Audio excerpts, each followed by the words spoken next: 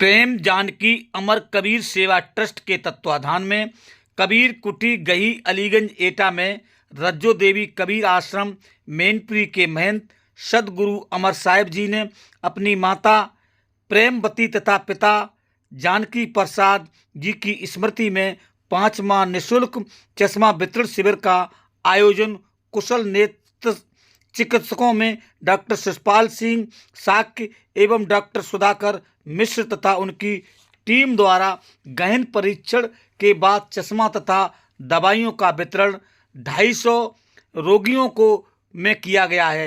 इस संबंध में क्या कुछ बताया है नेत्र चिकित्सक डॉक्टर शिषपाल सिंह साक्य एवं ट्रस्ट के अध्यक्ष सदगुरु अमर साहिब जी ने, ये भी जाने इस पूरी खबर के जरिए। इन तस्वीरों में देख सकते हैं यहाँ कबीर कुटी गही अलीगंज में यहाँ आश्रम पर इस कुटी गही में लंबी लंबी लाइनें लगी हुई हैं। यहाँ चिकित्सक नेत्र रोगियों का परीक्षण कर रहे हैं। इन तस्वीरों में देखा जा सकता है इनके पास में डॉक्टर शिषपाल सिंह बैठे हुए हैं। आप देख सकते हैं यहाँ पर चश्मा का वितरण किया जा रहा है। आप इन तस्वीरों में देख सकते हैं अपनी बारी का इंतजार नेत्र रोगी कर रहे हैं, कब इनका नंबर आए और इनको चश्मा मिले। इन तस्वीरों में देख सकते हैं यहाँ डॉक्टर सुधाकर मिश्र देख रहे हैं, यहाँ पर डॉक्टर शिषपाल सिंह भी परीक्षण में लगे हुए हैं।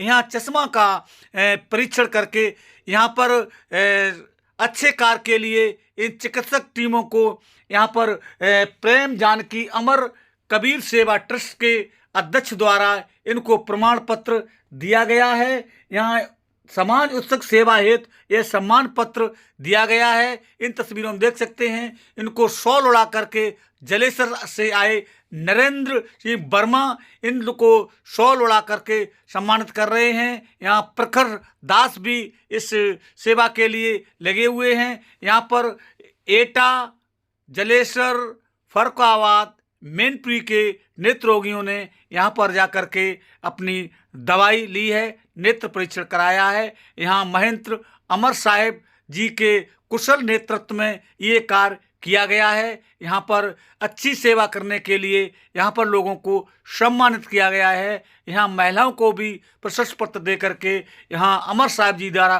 सम्मानित किया गया है। यहाँ क्या कुछ बताया है ट्रस्ट के अध्यक्ष अमर साहिब जी ने, ये भी जाने से पूछा। गुरुजी, आज प्रेम जानकी अमर कबीर सेवा ट्रस्ट गही में एक कार्यक्रम हुआ है चश्मा वितरण का, क्या कार्यक्रम था और कितने लोगों को चश्मों का वितरण किया, क्या क्या दवाई दी गई?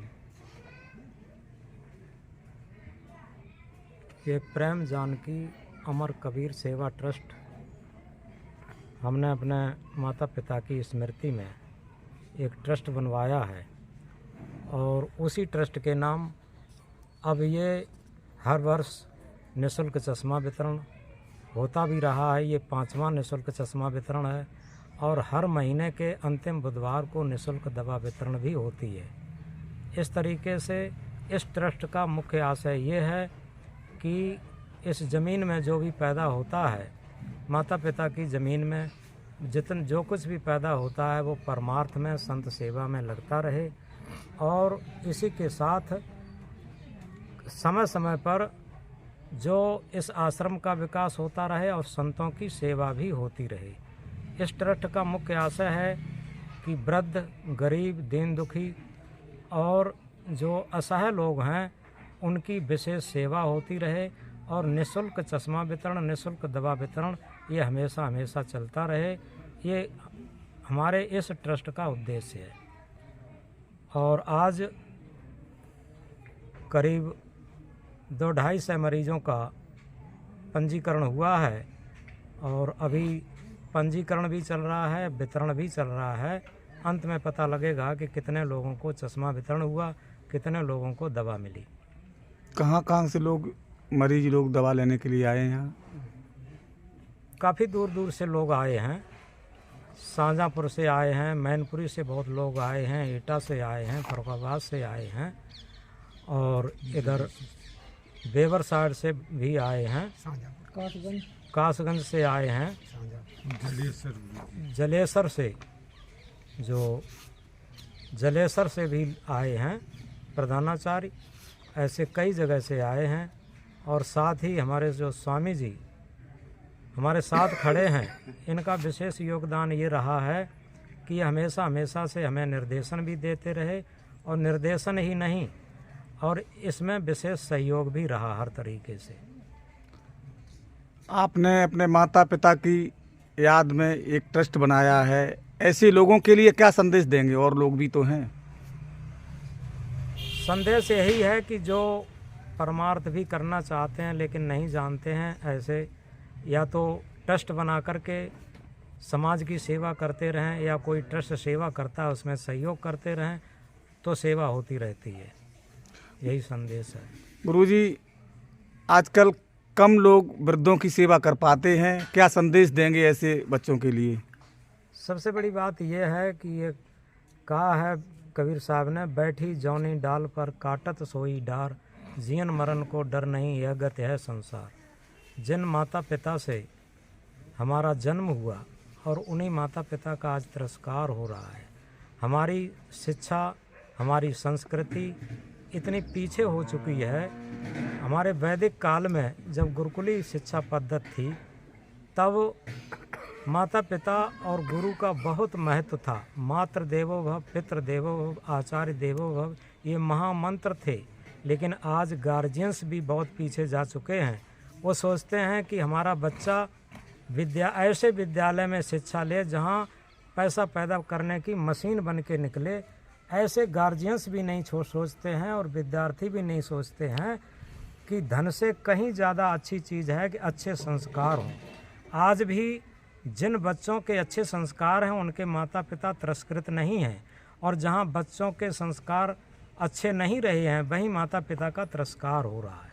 इसलिए शिक्षा में हमारी जो भारतीय पद्धति है और नैतिक शिक्षा, ये अवश्य जोड़ना चाहिए। धन्यवाद।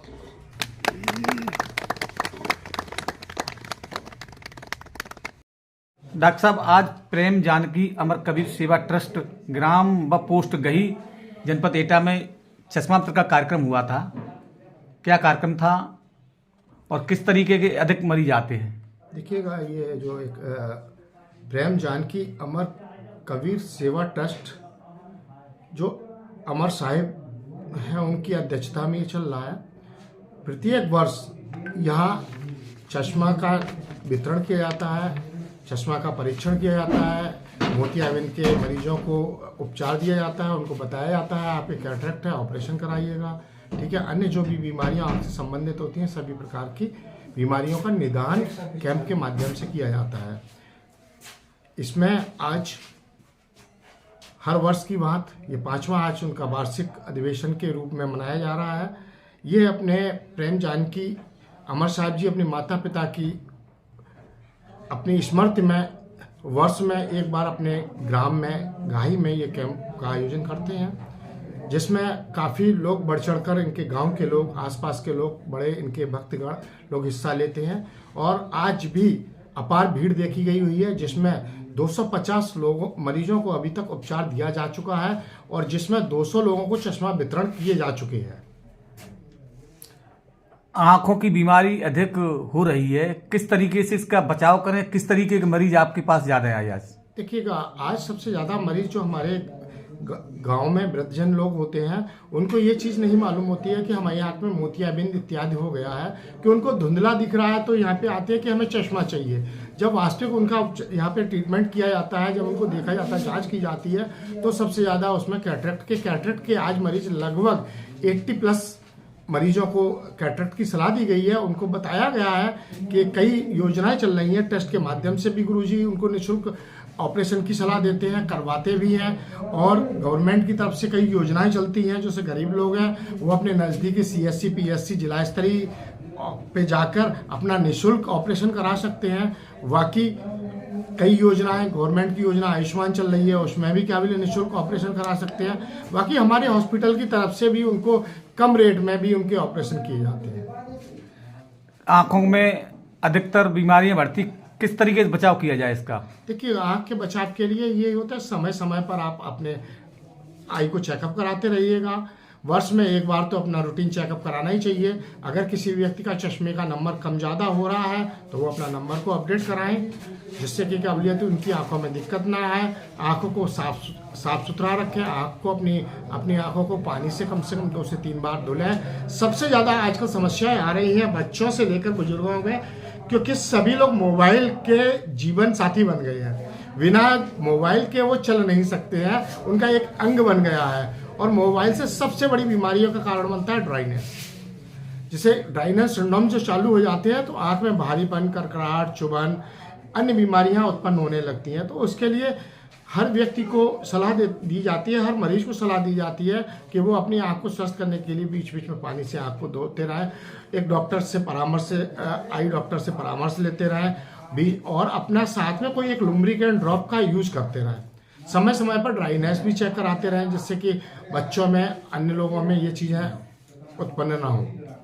डॉक्टर साहब, देखा जा रहा है आजकल 1 वर्ष से कम उम्र के बच्चे भी मोबाइल के आदी हो गए हैं। कैसे बचा जा सकता है इससे? देखिएगा, ये तो गार्जियंस के ऊपर डिपेंड करता है।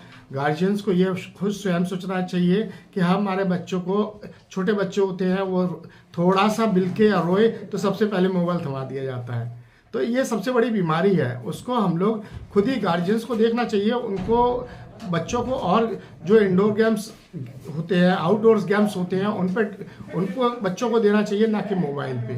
इससे उनकी आंखों पर प्रभाव पड़ता है। उनकी आंखों में सबसे ज़्यादा ड्राई सिम्टम्स के मैंने अभी बताया कि ड्राइनेस सबसे ज़्यादा आइज में आती है, जिससे कि मायोपिया, हाइपर मायोपिया बच्चों में उत्पन्न हो रही है, निगाह कम हो जाना है ना। आगे चल के उनको चश्मे का सहारा लेना पड़ता है। डॉक्टर साहब, आपके अलावा आपकी टीम में कौन कौन लोग आए हैं? हमारी टीम में स्वयं मैं, doctor SP Shakya, doctor MK Singh द्वारा पूरी टीम आई हुई है, जिसमें डॉक्टर सुधांशु रंजन मिश्रा, हमारे असिस्टेंट गंगा सिंह वर्मा, यहाँ फार्मासिस्ट मनमोहन सिंह, ऑप्टोमेट्रिस्ट कायम सिंह जी की हमारी पूरी टीम आई हुई है और बड़े लगन और मेहनत के साथ इस कैंप को संपन्न किया है। डॉक्टर साहब, आपका एक आई का एक हॉस्पिटल भी है, कहाँ पर है? हमारा आई का हॉस्पिटल मैनपुरी में हेमा आई हॉस्पिटल के नाम से है। ये भामद चौराहे पर राधामन रोड पर स्थित है, जहाँ पे हर व्यक्ति को, चाहे वो लोअर वर्ग का हो चाहे हाई वर्ग का हो, सभी के लिए उपचार है। जो लोअर वर्ग के हैं वहाँ पे भी हम लोग एक ट्रस्ट के माध्यम से भी उनको निःशुल्क दवाई वितरण, निःशुल्क जांच और निःशुल्क ऑपरेशन की व्यवस्था भी रहती है। किस दिन होती है ये? गुरुवार को हमारे यहाँ निःशुल्क परामर्श रहता है, दवाई का भी, मेडिसिन का भी वितरण रहता है, और ऑपरेशन के समय के अनुसार जैसी स्थितियाँ होती हैं, कोई व्यक्ति गरीब है, वास्तविक गरीब है, अगर उसके गांव के लोग या अन्य कोई मित्रगण उनके ये बताते हैं तो उनको हम लोग निःशुल्क ऑपरेशन भी करते हैं। डॉक्टर साहब, आपका बहुत बहुत धन्यवाद। आपने आंखों की सुरक्षा के लिए तमाम उपाय बताए और आपने यहाँ ग्राम गही में आकर के लोगों को उपचार दिया, परामर्श भी बताया। आपका बहुत बहुत धन्यवाद। आपका भी धन्यवाद।